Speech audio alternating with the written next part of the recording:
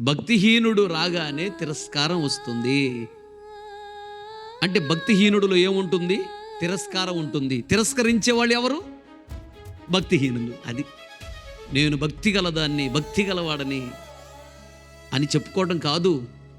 అద్దం ముందు నిలబడితే మన ముక్కు ఎలా ఉందో, మన కన్ను ఎలా ఉందో, మన చెవి ఎలా ఉందో, మన తల ఎలా ఉందో క్లియర్గా తెలిసిపోద్ది. ఇంకెవరో చెప్పాల్సిన అవసరం లేదు. అలాగే అద్దం అనే వాక్యం దగ్గరికి రాగానే మనం ఎవరు అనేది మనకు క్లియర్గా అర్థమవుద్ది, స్పష్టంగా ఉండిద్ది.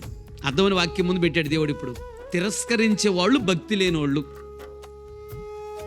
వాడు తాగిపోతాడా? వాడితో నేను మాట్లాడతానా? నువ్వు కూడా అదే టైపు కదా. ఆడు తాగుతున్నాడు, నువ్వు తాగట్లా. కాకపోతే నువ్వు సినిమాలు చూస్తున్నావు, సీరియల్ చూస్తున్నావు. ఇద్దరు సమానమే దేవుడి దృష్టిలో.